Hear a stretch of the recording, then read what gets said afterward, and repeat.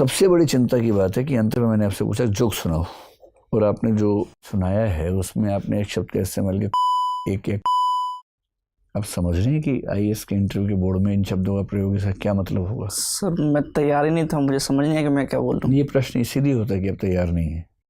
अगर ये भी सिलेबस में लिख के देंगे कि जोक याद करके आओ तो फिर क्या पूछने को रह जाएगा? ये जो इंस्टेंट रिएक्शंस होती हैं उससे पता लगता है कि दरअसल उस व्यक्ति का सोचने का तरीका क्या है। तो इससे अच्छा था बोलते सर मैं भी याद नहीं कर पा रहा हूँ।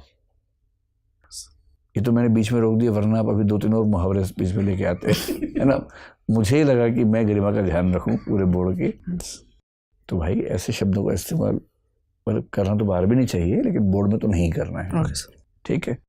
और पूरे इंटरव्यू का सार ये है, मुस्कुराओ कम। अब जैसे एकदम ठीक हो, जितना मुस्कुराना चाहिए वहां मुस्कुराओ जहां मुस्कुराने की बात हो, वरना क्या होता है कि चुभता है।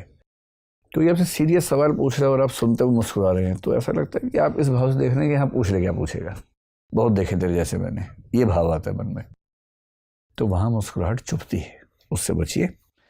बाकी अच्छी बात है कि आपकी एज